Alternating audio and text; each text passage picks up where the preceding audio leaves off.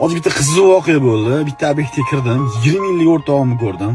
Ular gips yopishtiradi, tiyagiga gips.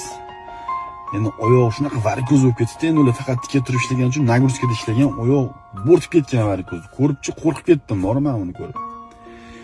Shunda bitta gap gapirgim kelib qoldi-da. Mana shu uyda ustida ishlatayotgan hamma eshitayotganlarga iltimos, uylardagi ustalarni hurmatini joyiga qo'yinglar. Osh-ovqatini yaxshilab beringlar. Pulni o'z vaqtida beringlar.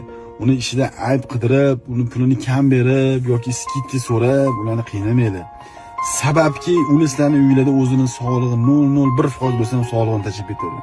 Chunki ular biz ishlatayotgan narsalar hammasi zararli ximiyat narsalar.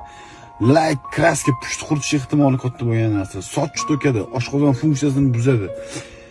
Allergiyani qo'zg'atadi changlar. Hamma sement suxoy spagulyovkalar даже qorganingizda changigani o'zi zarar. Zaxrada ishlanadi, bilsanglar agar. Ataplini yoqilmagan paytda ishlanadi. Bular revmatizm olib keladi. 40-45 dan o'tgandan keyin odam sog'lig'i yomonlashish boshlaydi ustalarning ko'pida. O'shaning uchun iltimos, mana shu